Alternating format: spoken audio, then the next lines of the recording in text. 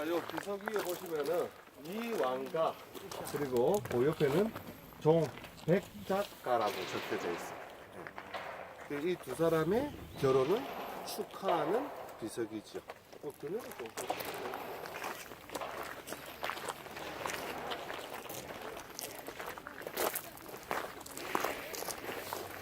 근데 사실 덕혜옹주는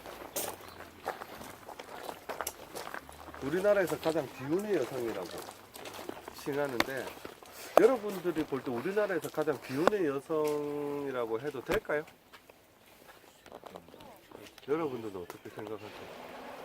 여러분들 그래도 왕족으로 태어나가지고 부귀영화? 배고파 본 적은 없는 압니다. 근데 여러분들 천민으로 태어나갖고 진짜 비참하게 살았던 사람들도 너무 많았었을 거예요. 근데 왜 덕혜옹주를 가장 비운의 여성이라고 칭하냐면은, 제가 어제 말씀드렸잖아요. 줬다 빼뜨는 게 가장 나쁘다. 여러분들 우리나라의 공주로 태어나가지고 최고의 사랑을 받았던 아이라고 보시면 됩니다. 그러니까 고종 자체가 여러분들 나이 60에 본 자식인데, 이 덕혜옹주가 유일하게 웃을 수 있는 이유였다고 하죠. 뭐 나라도 뺏기고 막 그죠? 한장 찍을래? 자기한테 아들이 3명이 있었어요. 순종, 약간 정신이 이상해. 이게 고종이 커피를 가베를 좋아해갖고 순종을 앉혀놓고 커피를 먹으려고 아침에 내랑 가베 한잔 하자 이래갖고 딱 커피잔을 들었는데, 고종은 향이 이거 평상시에 먹는 향이라 좀 이상한데 하고 커피잔을 내려놨는데, 순종을 이렇게 먹어봤어. 독이 있었는 거야. 죽다 살아납니다. 그게 약간 이상해져요. 그래서 순종한테는 후사가 없습니다. 예. 그래서 고종의 막내 아들이었던 영친왕이 황태자로 책봉이 되지. 예. 그래서 영친왕은 황태자로 책봉이 돼서 유학이라는 명문으로 잡혀가고, 나이가 12살에 잡혀가가지고 일본에서 천황과 동급으로 대우를 받습니다. 어마어마하게 대우를 받았어요. 그래서 여러분들 이 영친왕을 보살펴줬던 사람이 이토 이루부미랍니다. 이토 이루부미가 안중근 의사한테 살해당했다는 소식을 듣고 영친왕이 펑펑 울었답니다. 이토 이루부미가 누구한테는 겁나 잘해줬어요? 영친왕한테 겁나 잘해줬답니다. 방학이면은 손잡고 여행 댕기주고, 영친왕님 그거 좋아하십니까? 그럼 그거 사다 주고, 어마어마하게 잘해줬대. 그리고 자기를 지켜줬던 유일한 벽이라고 생각을 했대요, 일본에서. 근데 이 사람이 죽고 나니까 평평 울었다고 기록이 되어 있어요. 영친왕 같은 경우는 일본에서 천왕급의 대우를 받았었죠. 그러면서 고종은 느지막하게 자기가 할 수 있는 게 하나도 없다는 것을 알게 되고 덕혜옹주가 태어난 거예요. 어마어마하게 좋아합니다. 여러분들 24일 동안은 아기를 보면 안 된다는 왕실의 법도가 있었대요. 다 무시해붙답니다. 맨날 가서 봤답니다. 그리고 애가 크면서 같은 또래 아이들끼리 어울릴 수 있게끔 궁 안에다가 유치원을 차려줬대요. 근데 덕혜가 그 유치원까지 걸어가야 되는 거리가 200m. 근데 그 200m가 다리 아플까봐 가마태아서 보내줬답니다. 그러니까 고종이 얼마나 이 덕혜를 사랑했는지 좀 이해가 가십니까? 그렇게 사랑을 받으면서 크던 덕혜한테 갑자기 아버지가 돌아가시는 거지. 그러면서 여러분들 이걸 아셔야 돼요. 온 국민이 또 덕혜만 쳐다봅니다. 순수 혈통한테 덕혜밖에 없었거든. 영친왕, 의친왕 전부 다 정략 결혼을 다 해버렸고, 순수 혈통은 덕혜밖에 없으니까 온 국민이 덕혜만 또 쳐다보는 거예요. 그러니까 그게 부담스러웠던 일본 아들은 여자 공주지만은 유학이라는 명문으로 잡아가고, 일본에서 영친왕 집에서 생활을 하는데도 불구하고 신문 기사에 보면은 덕혜옹주는 오늘 몇 시에 일어나서 몇 시에 학교를 갔고 친구와 무슨 대화를 나눴습니다, 뭐 이런 기사들이 만나 실리는 거예요. 관심도가 떨어지지가 않는 거지. 그래서 일본에서 어쩔 수 없이 뭘 시킨 거예요? 정략 결혼. 근데 그 정략 결혼이 우리나라를 개무시한 처사였죠. 많은 힘 있는 번주들이 있었어요. 근데 대마도의 번주와 결혼을 시켰다는 거지.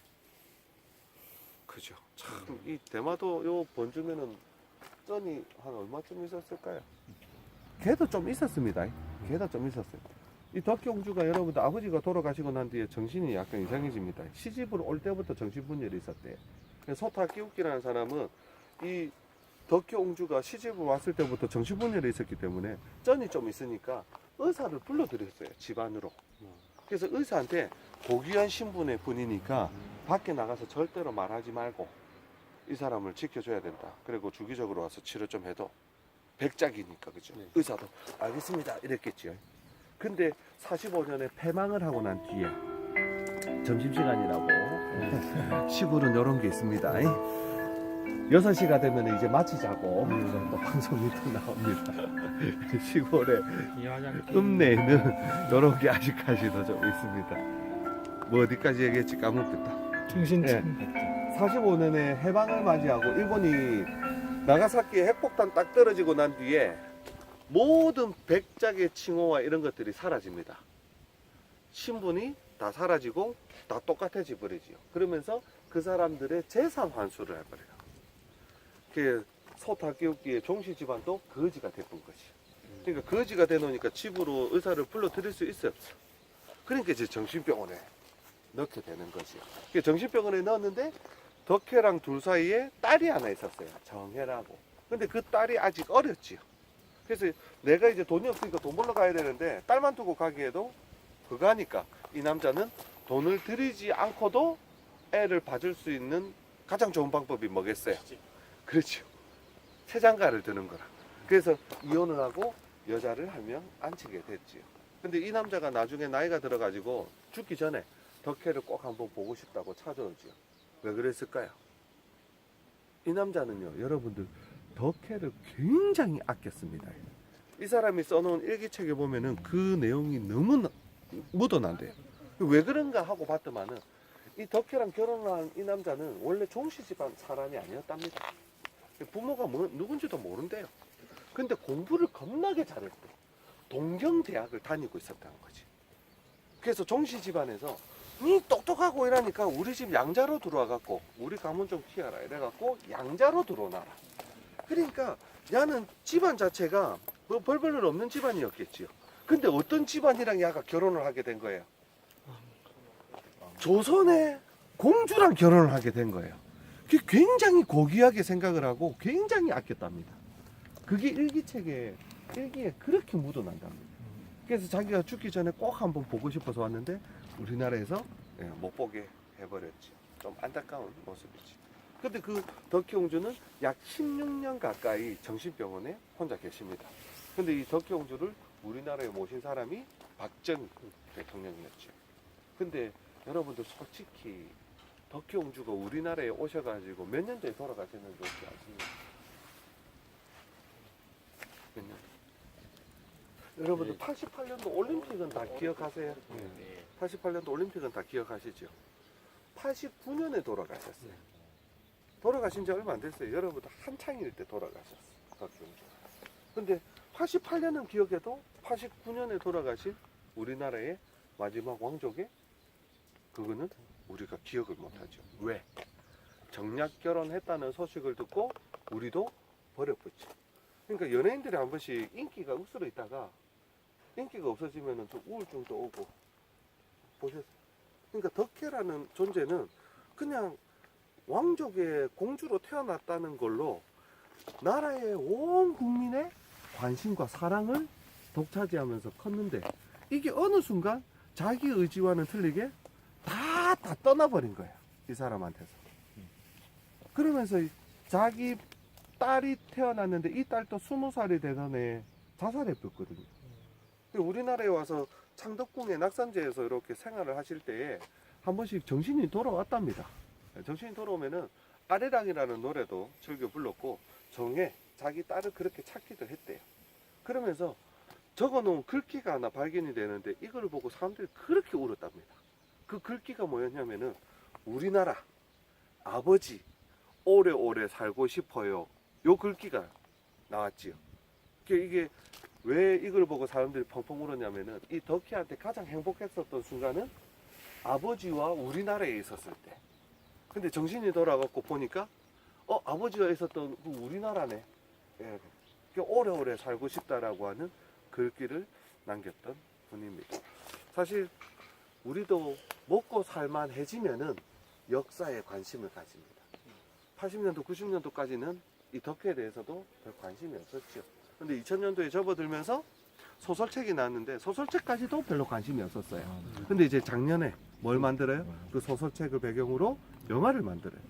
그래서 그 영화를 보고 야, 이거 가보자 이래갖고 사람들이 와. 근데 가이드랑 같이 와갖고 정확한 정보를 듣고 가면 되는데 우리끼리 와가지고 와 여기다 이러면서 사진 찍고 덕혜는 어디에 살았다대? 그러니까 몰라 집도 다 없어졌다더라 이러면서 그냥 가는 거라. 대마도에 덕혜 왕조는 우리처럼 1박 2일로 왔어요. 하루만 자고 돌아갔죠. 원래 동경에 살았었습니다.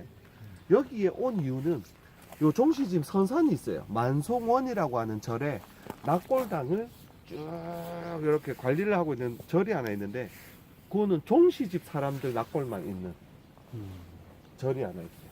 거기에 인사한다고 한번 왔지. 그때 대마도 사람들이 세워준 비석입니다. 그래서 여러분들 참 역사는 먹고 살만해야 둘러봅니다. 먹고 살기 힘들 때는 아마 설민석이라는 사람도 80년도에 나왔으면은 인기 못 끌었을 기라. 야가 지금 나오니까 그런 역사가 있었나 그랬나 아 옛날에 들어본 것 같은데 이러면서 관심을 가지는 거죠. 그렇죠? 덕혜옹주가 손해진이잖아요. 사진 한 장 찍고 에이, 가실까요? 단체 사진 한번 찍을까요? 이제 밤으로 가니까.